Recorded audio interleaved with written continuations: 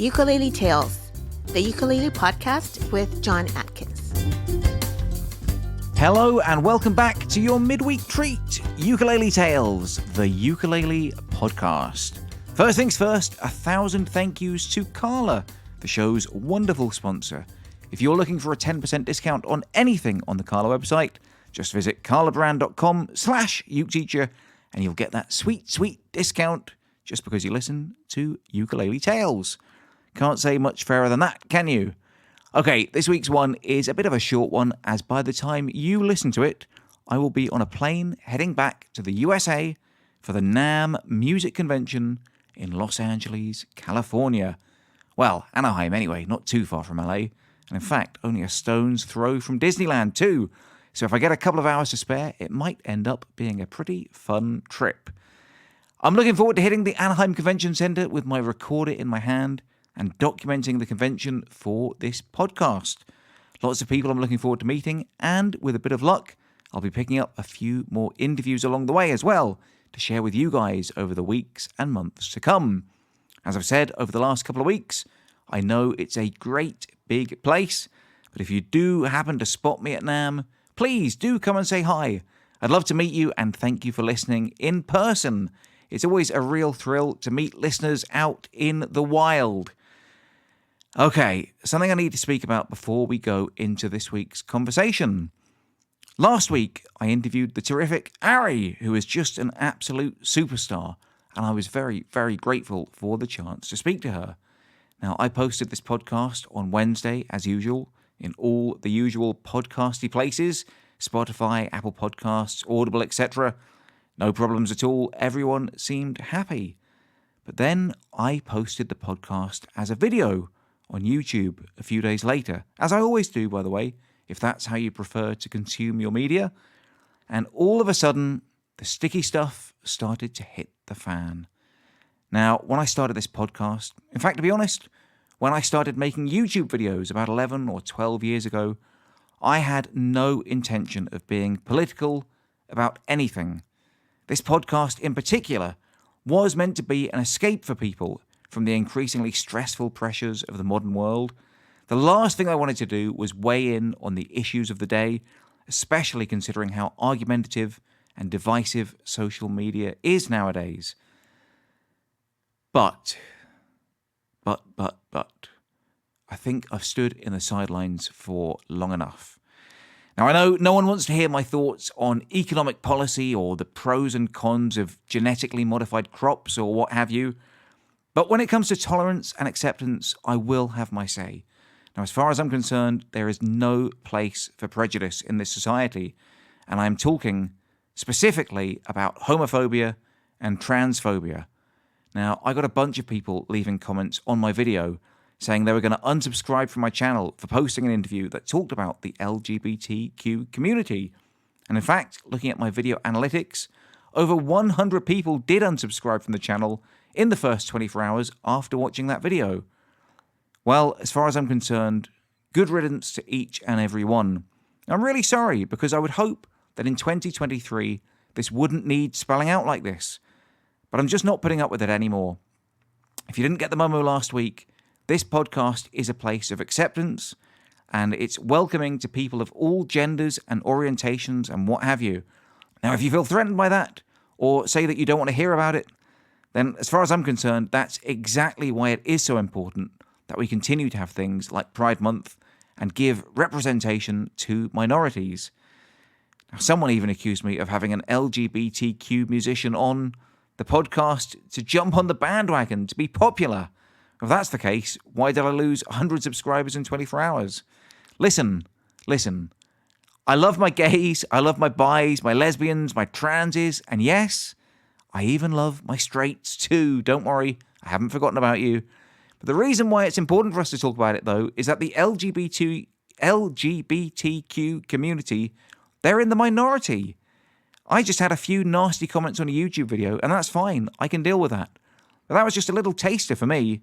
My LGBTQ friends face prejudice like that on a daily basis, and I am just not going to stand by and accept that my community is a part of that anymore.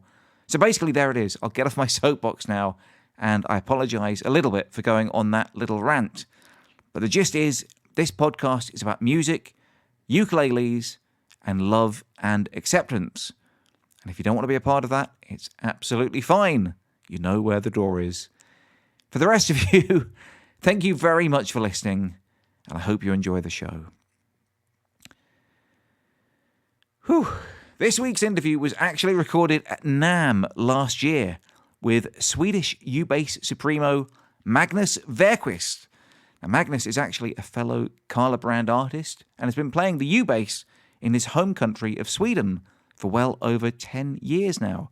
We didn't have long to chat, but he was a super cool guy, and among the things we talk about are his 15-piece Steely Dan cover band and duetting his U-Bass with a bassoon back in Sweden.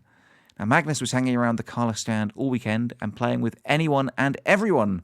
He's a really talented musician, and it was very exciting and fun to talk to him. Now, like I say, this is just a quick one, but I will be back at the end with a little debrief, so be sure to stick around till the end for that. In the meantime, here's my conversation with Magnus Varquist.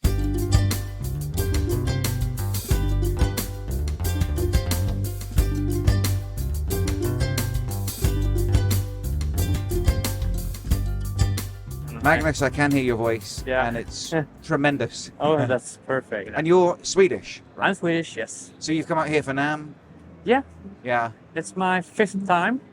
And yeah, it's a really nice experience. Cool. It's cool to be here again. Yeah. Okay, Magnus, you are a bass ukulele player, a U-bass player. That is your thing, right?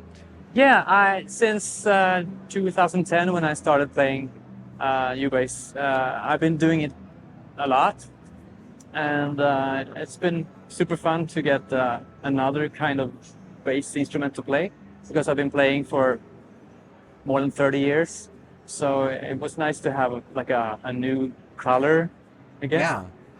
So before that, so you didn't start off as a ukulele player?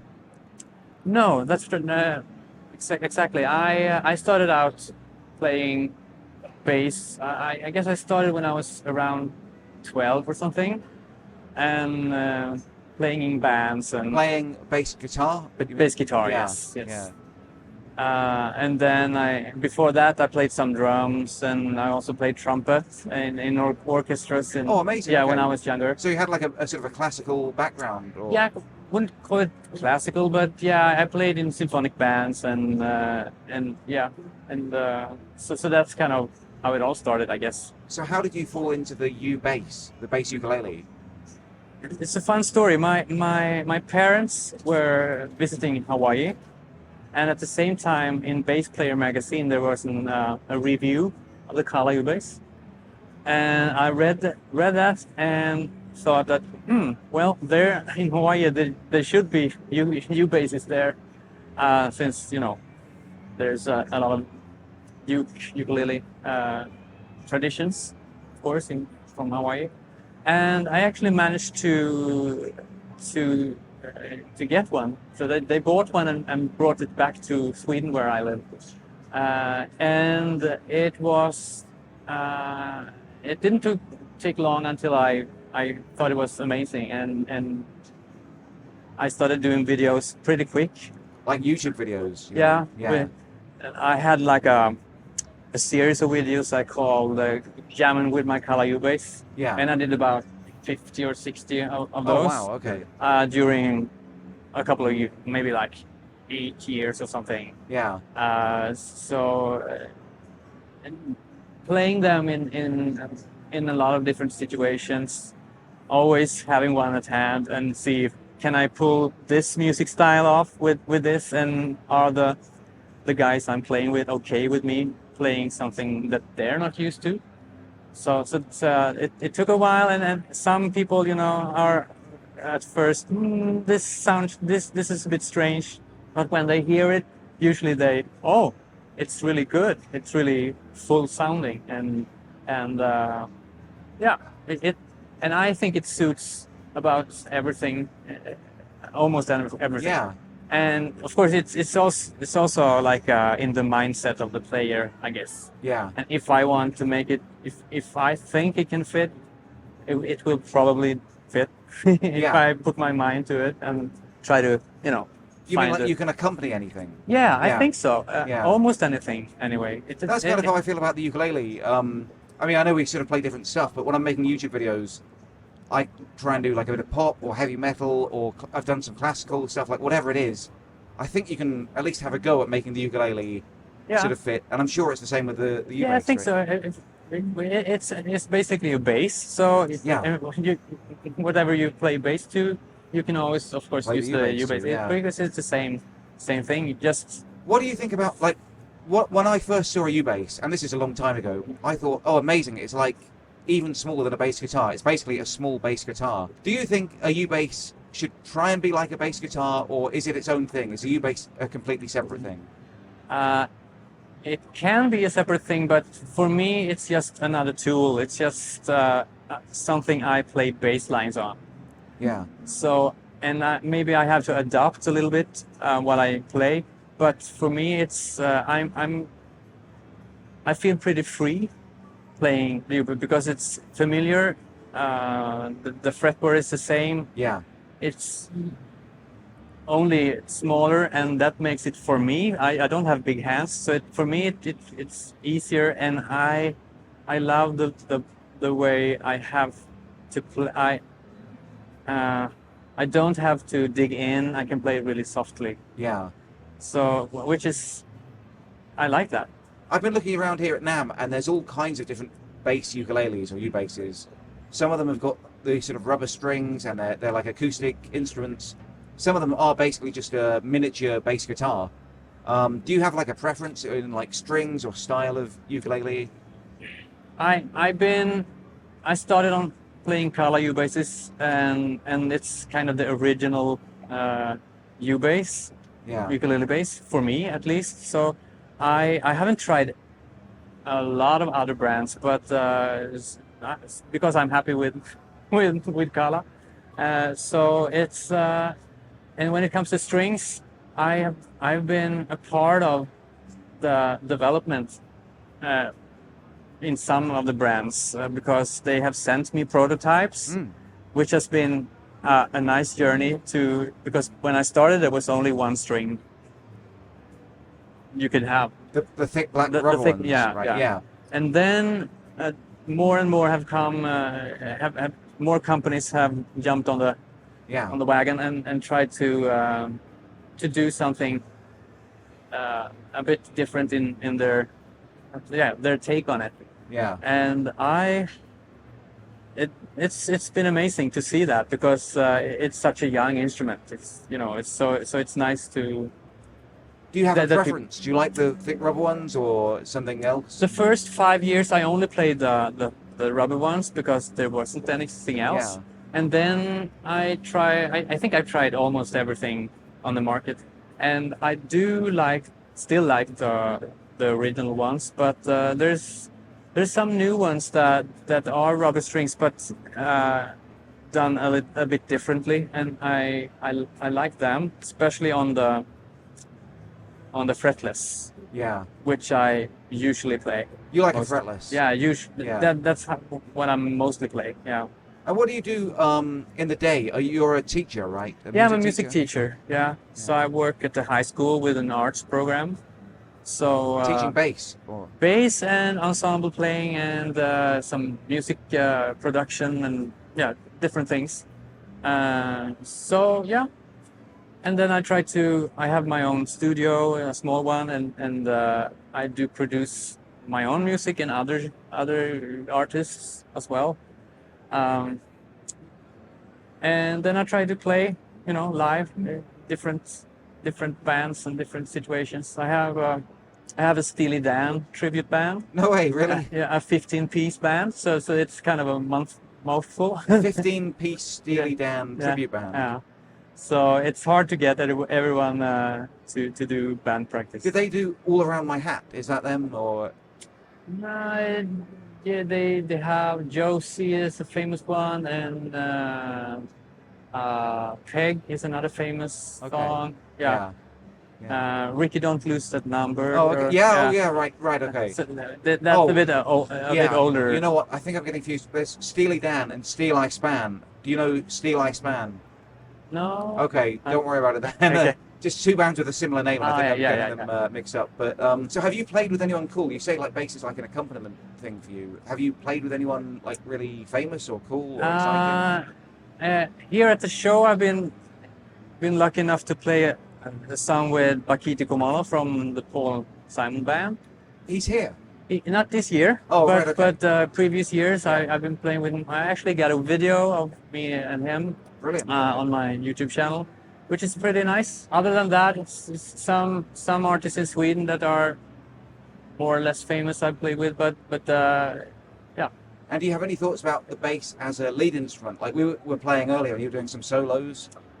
Do you do that at all? Yeah, I have released a couple of songs that have the bass as the melody instrument, and then there's a couple of songs, and for those songs I've used a solid body U-Bass. Yeah. So I have one of them, and they have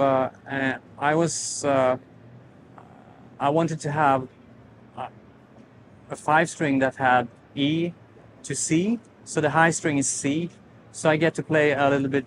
I get a better range for melodies and So what? chords. E, A, D, G, C. Yeah. Okay. So there's actually a round wound set and flat wound set, so I can do that. And so there's a couple of, and I'm working on more music for that instrument, which is it sounds great. I did the first song was with a bassoon player. Yeah. So it's bassoon Bassoon and U-Bass. and U-Bass and some percussion elements. Wow, that's really cool. Okay. Yeah. Okay, so Magnus, let's say people like you. You sound like a cool, interesting guy. They're interested in the U-Bass. They want to find out more. Where can they find out more about you? What do they do? Where do they go to? I have a website called playubass.com. Playubass.com. Okay. And also I'm on Instagram and Facebook, and that's also Play U-Bass. And your YouTube channel? They can search for Magnus Sjöquist or Magnus Bass, Magnus U-Bass. Yeah. They will probably find it. Brilliant. Okay, cool. And are you playing live anywhere soon, or do you play live often? I just played with my Steely Dan tribute this in early May in Sweden. In Sweden. And I have a couple of concerts in Sweden when I get back. Different genres.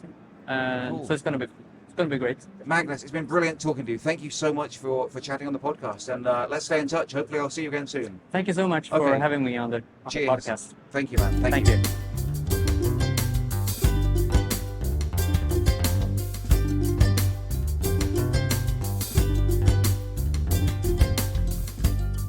Well, that was fun, wasn't it? Now, Magnus flies over from Sweden every year for NAMM, so I'm hoping I'll get to catch up with him again this weekend at some point, and maybe even jam with him for a little bit as well. That'll be fun, wouldn't it? Now, can you believe he started to play the U-Bass after reading a review of it in a magazine? I mean, I've occasionally bought the odd album or computer game, but I don't think I've ever taken up a musical instrument just because it got a good write-up in something. Also, we didn't get a chance to get into it much, but Magnus also composes and performs his own music, using the bass as a lead instrument. And I have to say, it's really good. Now, I'll link to his YouTube channel in the show notes, but check out his song Tranquility if you get a chance. It's absolutely terrific. Anyway, I've got a suitcase to pack and a plane to catch, so I'll be off in just a second. But I just wanted to thank you guys for sticking around and listening to the show. I do hope you're enjoying it, and I put a lot into it, so your feedback and comments and emails really do mean a lot to me. Now, if there's anything you want to message me about, I'm on Facebook and Instagram, and for the moment at least, I'm still on Twitter, and I'm not especially hard to find on any of those places. But if you want to send me anything a bit more long form, you can always message me via email if you prefer. My address is uketeacher@grabyouruke.com. I love hearing from you, and I genuinely do read and reply to everything I receive. Eventually. Now, if you want to help me continue making this podcast, please check out my Patreon page, patreon.com/uketeacher, You get a little bit of bonus content, some early access to the shows, the chance to ask questions to me or occasionally to future guests, and really it just helps me carry on doing this a bit as well. So please check it out if you're enjoying the show. Also, as I mentioned at the top, if you are in the market for a new ukulele, then check out carlabrand.com/uketeacher. Carla sponsored the show, but I've been playing the ukes now for a long time, as has Magnus actually. And they make some good quality instruments, including U-basses, of course. So do check out that link and you will get a 10% discount on any ukulele or U-bass, or indeed anything on the website, just because you listen to Ukulele Tales. That's carlabrand.com/uketeacher. So that's about it, I think, for another week. And I think I'll be back with a show next week. But I have to be honest, it does depend if I have time to put it together while I'm traveling or not. If not, then I'll be back the week after with another fun interview for you. But remember, in the meantime, if you do have anything interesting to say or any fun ukulele stories yourself that you'd like to share on the podcast, or if you have any ideas or suggestions for people you'd like me to try and interview, then again, drop me an email to uketeacher@grabyouruke.com with your stories and ideas. And now, until next time, I love you all, and I wish you the best.